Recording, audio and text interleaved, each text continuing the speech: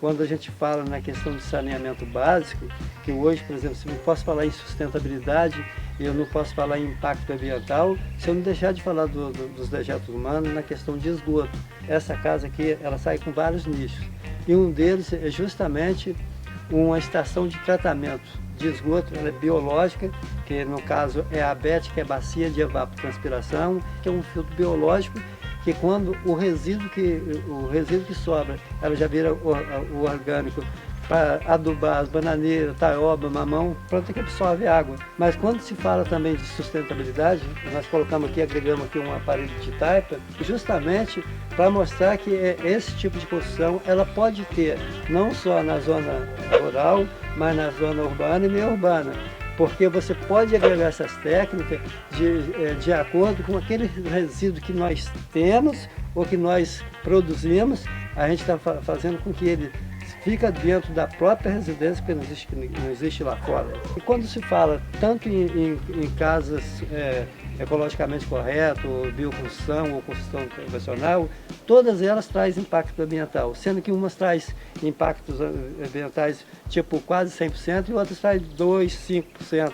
Então o Instituto Geodoma, quando ele vai construir uma casa, eu tenho que respeitar também o sonho daquela família, e as possibilidades de acordo com o financeiro dela, para que elas tenham o sonho realizado e com menos de impacto ambiental possível. Estamos aqui na parte de dentro agora, e eu queria que você falasse um pouco da parte elétrica, né, que é melhor já fazer antes de começar a barrear. Antes de barrear, é bom que faça a ramificação dos sanduíches antes de barrear com as caixinhas, para depois não ficar externo. Então ela fica interna justamente porque isso foi planejado antes, para não ter que furar, depois colocar. Então é bom que pega os sanduíches, faça a ramificação, deixa interruptor, deixa tomada, o que for. E não vai ter nenhum reboco fino, né? Não vai ter um reboco fino, vai ficar desse jeito mesmo, né? Então, vamos falar então da tinta. Ele optou por deixar, né? Sim. Então, como essa parede de taipa, ele vai deixar bem rústica. A única coisa que vai ocorrer aqui é que vai fazer, assim, eu chamo de biotinta, uma tinta orgânica, que vai tirar essa tinta da argila, do barro, da terra. E ela vai só trazer a cor desejada. Por exemplo, ele quer branca, vai usar uma tabatinga branca. Ele quer uma cor ferruginosa, vai usar uma tabatinga ferruginosa. De acordo com a terra que você vai fazer essa pigmentação para fazer o tingimento da parede, que não seria nem pintura, é um tingimento. E eles preferiram deixar rústico assim, do jeito que está, mas quem vai construir pode também colocar um reboco fino, igual a parede do lado, né? Então, você tocou num ponto que é o que eu venho falando para as pessoas. Às vezes as pessoas podem gastar menos e ter uma casa convencional com maquiagem. O que é essa maquiagem? Eu pego essa parede, eu pego uma casa toda de taipa, eu coloco ela com essa mesma parede aqui, que eu duvido alguém depois dela pronta chegar aqui e vai falar que aquela casa não é uma casa de taipa. Se não deixar uma janela da verdade, a pessoa não conhece. Né? É exatamente aqui. Aqui a casa é convencional e aqui essa taipa é a janela da verdade. Então, assim, é isso que o Instituto Geodoma tenta passar. Então, você que queira construir uma casa de taipa, com todos os procedimentos de segurança, sobre esse assunto que eu e o Jorge conversamos aqui, para ter uma parede bonita assim, e ter o mesmo tempo de durabilidade de uma casa convencional, e com pouco dinheiro você faz esse mesmo trabalho dentro da cidade, não precisa ser na roça não, na zona urbana. Pode fazer que é show de bola. Por exemplo, quando você pega uma casa de taipa, que você tem essa parede aqui, ela tem mais ou menos 12,5 cm. Então, ela vai ter uma sensação térmica agradável, tanto no calor quanto no frio. Quanto mais espessura eu tiver na parede, mais sensação térmica eu vou ter. Agora, quando se fala na questão da taipa, da terra crua, seja qualquer estilo, qualquer técnica de construção que fosse feito, seja cobre, seja taipa, ou seja superadobe, seja adobe, o que vai fazer com que esse calor seja excesso ou não, vai ser o telhado. Então não adianta fazer também uma casa dessa e colocar em um telhado de telha vitrificada, que ela vai armazenar calor e vai jogar para dentro da casa. Por isso que todas as casas de taipa, geralmente o telhado é um telhado sustentável. Tem também a questão da ventilação da casa, né? Tem que pensar antes de construir, né? Antes de começar a colocar as janelas, enfim, ver a questão da onde está vindo o vento, para você poder fazer uma casa também bem ventilada. Né? Bom mesmo é pegar a bússola e você se orientar pelos 4 pontos cardeais. Qual o cômodo que você quer o sol da manhã? Eu quero no quarto. Então você vai planejar essa casa para que receba o sol da manhã no quarto e receba o sol da tarde numa sala, vamos dizer assim. Isso fica a critério do cliente a fazer essa proposta para que a gente construa de acordo com o sonho dele. Essa casa aqui, ela é muito bem arejada, então a janela foi colocada nos lugares corretos, a corrente de ar que circula, você pode, através de uma porta, você pode direcionar a ventilação natural para o cômodo que você queira que tenha aquela ventilação, então você precisa usar ventilador, você não precisa usar um ar-condicionado nem nada.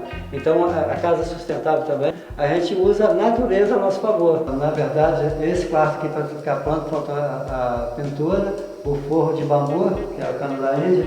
Agora, esse piso aqui, Jorge, é o famoso piso liso ou piso queimado. Esse aqui tinha saído fora de moda e hoje é um dos pisos mais procurados por conta do valor gasto, por conta de que ele traz menos impacto ambiental. E esse é o famoso piso liso. Aqui ele foi feito, ele está fresquinho ainda para secar, mas ele é liso mesmo. Aqui se passar uma cera, dá até para escorregar. Para cair mesmo, porque ele fica muito liso. Agora, sendo que pode deixar ele também antiderrapante, ele fica tipo aqui, ó, ali dá uma lixinha, um alívio, e aqui não, então ele fica antiderrapante. E é um piso ali que poucas pessoas hoje conhecem essa técnica e deixaram de fazer. Eu no passado fiz muito piso liso e eu não fiz com essa técnica que eu apliquei aqui agora. É uma técnica mais fácil, com o mesmo piso, e eu tenho duas maneiras que eu posso usar. Antes só fazia o liso queimado, vitrificado, que é aquele que passava cera e a gente levava como se botasse um tapete. Esse aqui ele pode ficar liso do jeito que eu mostrei ali, e ele pode ficar antiderrapante. Então aqui nessa parte está antiderrapante, com técnica nova que eu já apliquei, e com a mesma durabilidade, e ele depois que passar uma cera ou uma resina aqui, ele vai ficar 100% numa cor só, ou você pode mesclar como o antigo. Eu queria que falasse um pouco sobre a construção, né?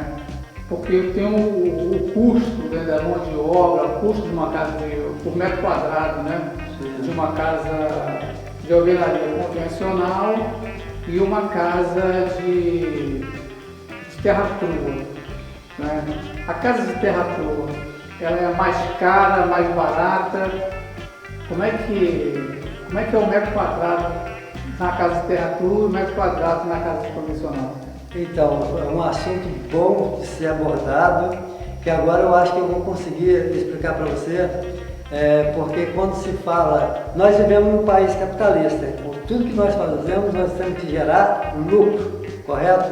Então, quando se trata de valores na bioconstrução, de valor na construção convencional, a bioconstrução está na alta. Então eu, como construtor da construção profissional, eu já tenho um método de obra pronta, que isso está dentro da legislação. Então a obra bioconstrução ela é bem mais barata, mas essa mão de obra, nem eu nem ninguém vai abrir mão desse custo, porque por que eu vou sair de uma obra que eu já ganho X e atende a minha demanda, porque eu vou passar para ser construtor de uma bioconstrução onde eu vou ganhar menos?